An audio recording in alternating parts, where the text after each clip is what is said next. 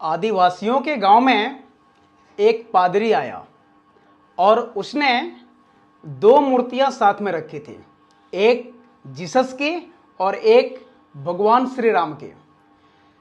और उन्होंने वहां कुछ आदिवासी लोगों को इकट्ठा किया और समझाने लगा कि देखो, ये हमारे जीसस हैं और ये तुम्हारे भगवान राम हैं। इनमें आप लोग भगवान राम के साथ रहते हो तो देखो, हम एक परीक्षा लेते हैं और जो इसमें बच जाएगा तुम उसके साथ चले जाना। लोगों ने उस पादरी को समझा और जैसे पादरी ने कहा वैसा उन लोगों ने किया।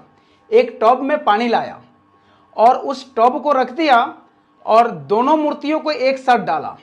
सबने देखा कि भगवान श्री राम की मूर्तियां डूब गई और जीसस की जो मूर्तियां थी वो ऊपर तैर रहा था। तो बगल में बैठा एक बहुत समझदार और पढ़े लिखे व्यक्ति थे उसी आदिवासी समुदाय के बीच में। उन्होंने देखा कि कुछ गड़बड़ है। फिर उन्होंने क्या कहा कि भाई, हमारे शास्त्र में तो अग्नि परीक्षा की हमने सुनी है, ये डूबने जैसा कुछ तो होता नहीं है। तो ऐसा करते हैं कि ये डूबने डुबाने पर हम विश्वास नहीं करेंगे, हम अग्नि परीक्षा लेंगे।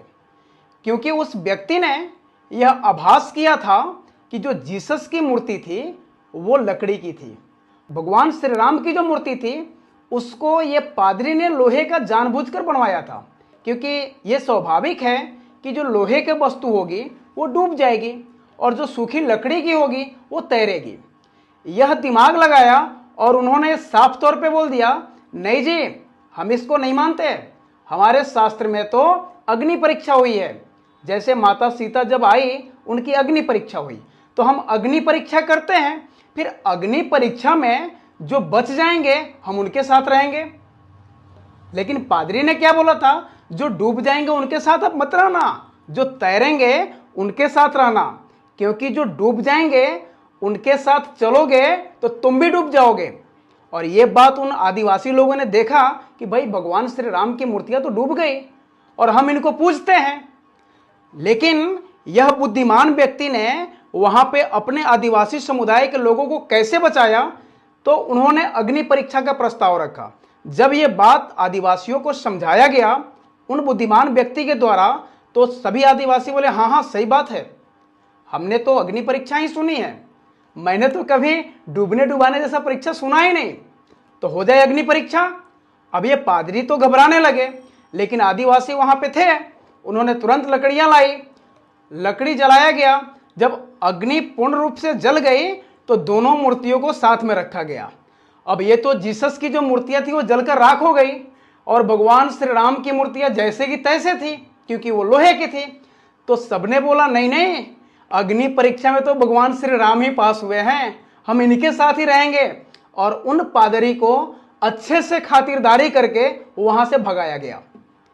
तो इसीलिए कहीं कहीं सत्य बोलना बहुत ही जरूरी है। और हमारे शास्त्रों में तो यह लिखा गया है कि आपके सामने अगर कोई आदमी गलती करता है और आप उसको देखकर चुप हो जाते हैं, तो उस गलती करने वाले से ज्यादा पापी और दोषी देखने वाले होते हैं। क्योंकि जब आपने देखा तो उसका विरोध क्यों नहीं किया, उस पर आवाजें क्यों नहीं उठाई। और यही समाज की सबसे बड़ी गलती है और समाज का पतन होने का सबसे बड़ी कारण है। इसीलिए आज वो बुद्धिमान व्यक्ति जो आदिवासी समुदाय के बीच में नहीं होता, तो वो सारे आदिवासी जो भगवान श्री राम, भगवान श्री कृष्ण, महादेव, मां दुर्गा को मानने वाले एक पादरी के झांसे में पड़ के और अपने धर्म से परिवर्तन करके दूसरे धर्म में जाकर रह जाते। लेकिन उनका एक बुद्धिमानी उन सभी आदिवासियों को जीवन शैली को सलामत रखा और बरकरार रखा। इसलिए मेरा निवेदन है समाज के उन सभी वर्ग के लोगों से कि आप हर समय यह ध्यान रखिए कि आपके आसपास क्या हो रहा है। अगर कुछ गलत होता है, आप सक्षम नहीं है कुछ करने पे, तो प्रशासन भी आपके साथ है, पुलिस भी आपके साथ है। क्योंकि प्रशासन और पुलिस कभी भी न्याय के साथ खड़ी रहती है। आप गलत करेंगे, आपको समाज भी गलत कहेगा, प्रशासन भी गलत कहेगा और देश की हर वो व्यवस्था आपको गलत कहेगा। और अगर आप सत्य के ऊपर चल रहे हैं तो आपको कुछ दिन के लिए परेशान किया जा सकता है, लेकिन कभी भी आप विजयी होंगे और विजयी होकर रहेंगे। बहुत बहुत धन्यवाद। नमस्कार।